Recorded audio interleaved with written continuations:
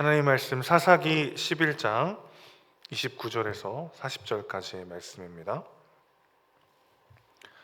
구약성경 382면 사사기 11장 29절에서 40절까지 말씀 제가 봉독하도록 하겠습니다. 이에 여호와의 영이 입다에게 임하시니 입다가 길르앗과 므낫세를 지나서 길르앗의 미스베에 이르고 길르앗의 미스베에서부터 암몬 자손에게로 나아갈 때에 그가 여호와께 서원하여 이르되 주께서 과연 암몬 자손을 내 손에 넘겨주시면 내가 암몬 자손에게서 평안히 돌아올 때에 누구든지 내 집 문에서 나와서 나를 영접하는 그는 여호와께 돌릴 것이니 내가 그를 번제물로 드리겠나이다 하니라. 이에 입다가 암몬 자손에게 이르러 그들과 싸우더니 여호와께서 그들을 그의 손에 넘겨주시매 야로엘에서부터 민닛에 이르기까지 20성읍을 치고 또 아벨 그라밈까지 매우 크게 무찌르니 이 암몬 자손이 이스라엘 자손 앞에 항복하였더라. 입다가 미스파에 있는 자기 집에 이를 때에 보라 그의 딸이 소고를 잡고 춤추며 나와서 영접하니 이는 그의 무남 동료라. 입다가 이를 보고 자기 옷을 찢으며 이르되 어찌할꼬 내 딸이여 너는 나를 참담하게 하는 자요 너는 나를 괴롭게 하는 자 중에 하나로다. 내가 여호와를 향하여 입을 열었으니 능히 돌이키지 못하리로다 하니 딸이 그에게 이르되 나의 아버지여 아버지께서 여호와를 향하여 입을 여셨으니 아버지의 입에서 낸 말씀대로 내게 행하소서. 이는 여호와께서 아버지를 위하여 아버지의 대적 암몬 자손에게 원수를 갚으셨음이니이다 하니라. 또 그의 아버지에게 이르되 이 일만 내게 허락하사 나를 2달만 버려두소서. 내가 내 여자 친구들과 산에 가서 나의 처녀로 죽음을 인하여 애곡하겠나이다 하니 그가 이르되 가라 하고 2달을 기한하고 그를 보내니 그가 그 여자 친구들과 가서 산 위에서 처녀로 죽음을 인하여 애곡하고 2달 만에 그의 아버지에게로 돌아온지라. 그는 자기가 서원한 대로 딸에게 행하니 딸이 남자를 알지 못하였더라. 이것이 이스라엘의 관습이 되어 이스라엘의 딸들이 해마다 가서 길앗 사람 입다의 딸을 위하여 나흘씩 애곡하더라. 아멘. 계속해서 사사기 말씀 함께 묵상하고 있습니다. 사사기에 반복되는 2가지 패턴이 있죠. 하나는 변함없이 신실하게 이스라엘 백성을 사랑하시는 하나님의 모습이 반복되고 있고, 또 한 가지는 그럼에도 불구하고 또다시 하나님을 배신하는 이스라엘의 모습이 반복되고 있습니다. 변함없이 신실하게 자신의 백성을 사랑하시는 하나님의 모습과, 그리고 그 하나님을 여전히 온전히 신뢰하지 못하고 또 배신하는 이스라엘의 모습이 계속해서 반복되는 것이 사사기의 내용인데요.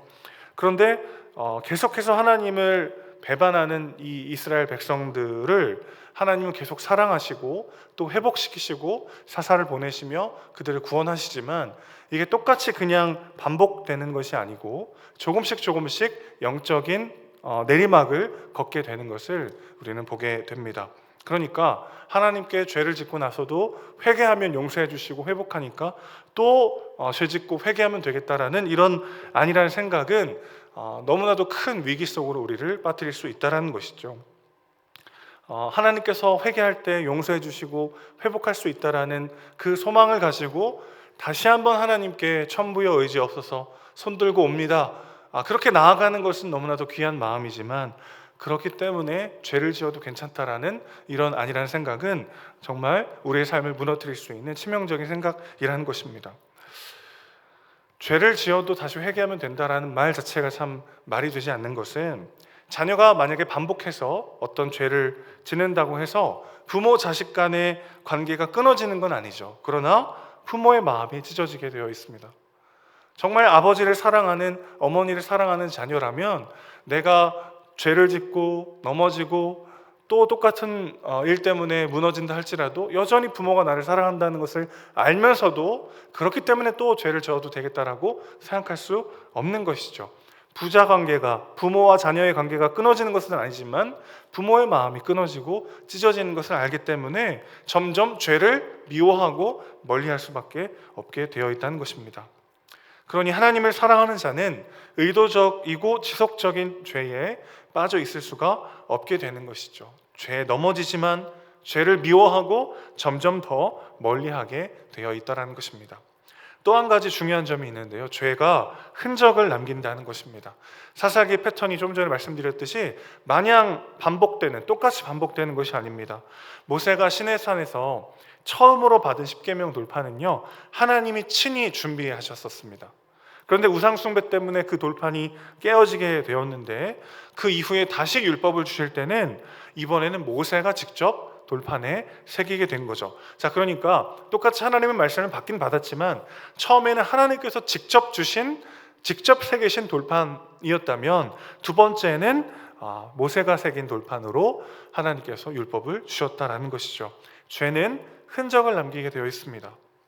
죄의 모든 대가는 하나님께서 예수 그리스도의 죽으심과 부활로 인해 다 지불하시고 우리를 다시 의롭게 하나님의 자녀로 회복시키시지만, 그러나 죄가 흔적을 남긴다는 것이죠.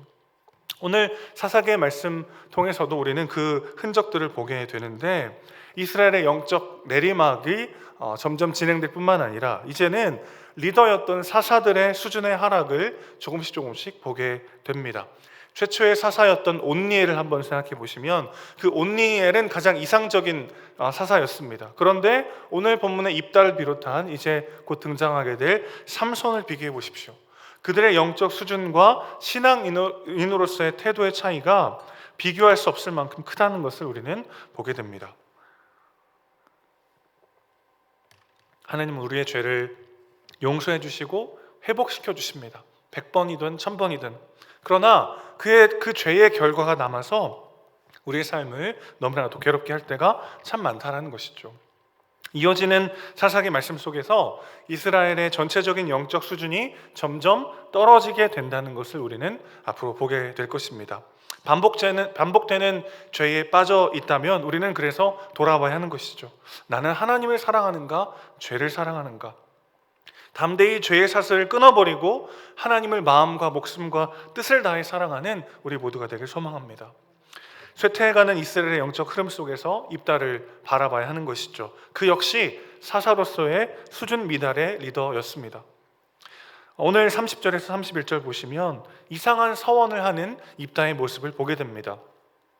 내가 전쟁에서 승리케 하시면 제가 돌아올 때 처음 나오는 누구든지 하나님께 번제로 바치겠다라고 하는 이상한 서원을 하죠.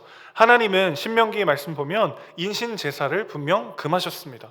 사람을 불태워 드리는 제사를 하나님은 결코 기뻐 받으시지 않는 것이죠. 그런데 이상한 서원을 하는 입다의 모습을 볼 때 입다에게도 이교도적 문화가 스며들어 왔음을 우리는 보게 되는 것입니다. 그러니까 지금 이스라엘을 구원한 리더로 세워진 입다의 모습 속에 믿음과 불신앙이 공존하고 있는 것이죠. 이교 문화의 잔혹함, 자기 자식을 불태우기도 하고 사람을 번제로 바치기도 하고 폭력으로 남의 것을 빼앗는 것에 익숙한 이 이방 문화와 종교의 잔혹함이 입다로 하여금 폭력에 무뎌지게 만들었다는 것입니다. 관행이라는 이름으로 모두가 이 정도는 다 이해한다라는 명분으로 나도 모르게 세속적 가치와 방법들이 내 삶에 스며들어 올 때가 있는 것이죠. 하나님을 깊이 경험할수록 미처 하나님께 내어드리지 못한 삶의 영역이 여전히 내 안에 남아있다라는 사실을 인지하지 못하기가 쉽다라는 것입니다. 이런 게 가능한 거죠. 매주 가정 예배 드리면서 자녀들을 말씀으로 가르치고 따뜻하고 자상한 아버지가 동시에 이기적이고 냉정한 직장 상사일 수 있습니다. 누구보다도 기도에 힘쓰는 신실한 성도가 냉혹하고 잔인한 사업가가 되기도 하는 것이죠. 이게 너무 억지스러운 이해라고 생각되십니까? 하나님의 영이 입다에게 임했습니다. 그런데 그는 잘못된 방식의 서원을 하고 있죠. 삶의 어떤 영역에 있어서는 우린 여전히 불신자로 남아있다는 것을 기억하셔야 합니다. 내가 너무나도 신실하게 하나님을 사랑하고 하나님께 나의 삶을 내어드리고 하나님의 주인 되심을 영접하며 살아가고 있다 할지라도 미처 내가 다 인지하지 못했지만 내 삶의 어떤 영역 속에 여전히 세속적 가치가 스며들어와서 하나님의 주인 되심과는 전혀 상관없는 삶의 태도와 가치와 방법을 붙잡고 살아가는 부분들이 우리 안에 남아 있더라는 것이죠. 사랑하는 성도 여러분, 우리의 삶의 모든 영역 속에 복음이 적용되고 있는지를 우리는 그래서 돌아봐야 할 줄로 믿습니다. 이 문제는 신앙과 상관없다라고 여겨진다면 생각해 보시기 바랍니다. 하나님이 통치하지 않으시는 영역은 존재하지 않습니다. 하나님이 온 우주를 다스리시지만 내 가정은 아니다라고 착각할 때가 있죠. 온 세상의 통치자이지만 내 직장에서는 바빠서 못 오시는 하나님으로 믿고 있지는 않습니까? 우리 삶의 모든 순간, 우리 삶의 모든 영역에 복음이 적용돼야 하고 하나님의 방법과 하나님의 주인 되심을 고백하는 우리 모두가 되길 소망합니다. 입다의 치명적인 실수, 사람을 번제로 바치려고 했던 이 서원은 결국 자신의 하나뿐인 외동딸을 번제로 바쳐야 하는 상황으로 치닫게 되죠. 하나님의 사랑을 믿지 않고 하나님의 그 신실하심을 믿지 않고 자기가 노력하여 스스로 무언가를 쟁취하려는 종교인의 모습을 입다는 보이고 있습니다.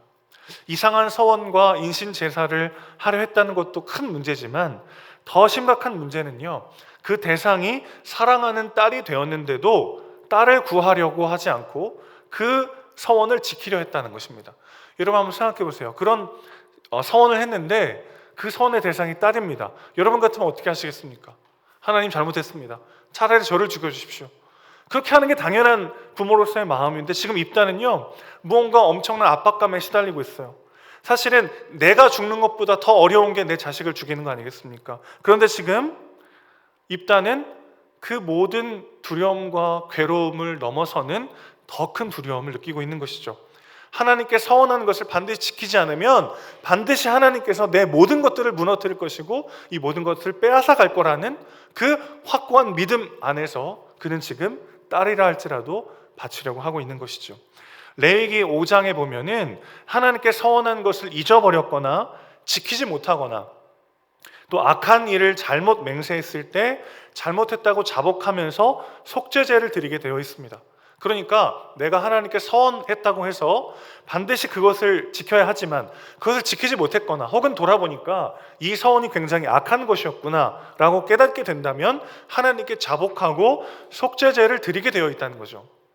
그런데 입다는 그것을 몰랐던 것 같아요. 끝까지 서원을 지키려고 합니다. 하나님의 말씀을 너무나도 모르는 리더, 그가 이끄는 공동체가 얼마나 심각하게 하나님의 뜻을 왜곡할 수 있는지를 우리는 여기서 보게 되는 것이죠. 그러나 더 본질적인 문제는 그가 하나님을 신뢰하지 않는다는 것입니다. 하나님은요, 우리가 자식을 바쳐서라도 할 도리를 해야 우리를 사랑하시는 분이 아니라 자기 아들을 죽여서까지도 우리를 사랑하시는 분이십니다. 이게 은혜죠. 그런데 입다는 지금 은혜가 뭔지를 모르고 있어요. 그는 이러한 하나님의 처절한 사랑을 신뢰하지 않았습니다. 여러분, 우리 안에 두려움과 불안함이 남아있다면 그것은 어찌 보면 하나님 우리를 얼마나 끔찍해도 사랑하셨는지를 우리가 잊고 있기 때문인 것이죠. 이 문제 때문에 내가 무너지고 절망하기에 하나님이 나를 얼마나 끔찍해도 사랑하시는가, 그분의 은혜가 내 삶 가운데 얼마나 끊임없이 쏟아지고 있는가, 이것을 우리가 잊어버릴 때 삶의 문제 앞에 우리는 두려움과 절망을 느끼게 되는 것입니다. 세상에서 가장 어리석은 사람은 하나님의 사랑을 의심하는 사람입니다. 자기 아들을 대신 죽이시는 그분 앞에 내 자식을 바쳐서라도 뭔가 틈을 보이면 안 되고 흠이 있으면 안 되고 뭔가를 열심히 내가 해야 될 것 같은 그런 불안함이 있다는 것이 얼마나 비참한 결과입니까? 그는 서자 출신이었고 가족으로부터 외면당했습니다. 끊임없이 내가 나 스스로의 삶을 책임지지 않으면 안 되는 환경 속으로 내몰렸던 것이 사실이죠. 그래서 한 번도 자신을 있는 모습 그대로 사랑하고 용납하고 안아주는 존재를 경험하지 못했을지도 모르겠습니다. 그러나 여러분, 우리가 어떤 부모 밑에서 컸는지와 상관없이, 우리가 어떤 환경을 경험했는지와 상관없이 우리 하나님 아버지는 우리를 사랑하십니다. 그분의 은혜와 사랑을 기억할 때 우리는 불확실한 현실 앞에서도 내가 나를 믿지 못하는 그런 상황 가운데서도 하나님의 사랑을 신뢰할 수 있게 될 줄로 믿습니다.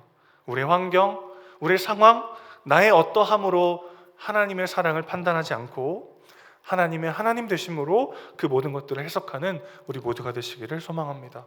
다시 한번 강조하고 싶어요. 내 모든 것들을 다 바쳐서라도 하나님께 잘 보여야만, 뭔가 하나님께 그럴듯한 사람이 되어야만 사랑받는 게 아니라 오히려 자기 자식을 죽여서 우리를 사랑하시는 그 하나님 앞에, 그 은혜의 강가 앞에 담대히 나아가 오늘도 하나님의 사랑을 누리며 그 담대함으로 오늘 살아내시는 저 여러분 되시기를 주님의 이름으로 축원합니다. 아멘. 기도하겠습니다. 아버지 하나님, 하나님이 우리를 얼마나 사랑하시는지 너무나도 많은 순간 잊어버리고 살아갑니다.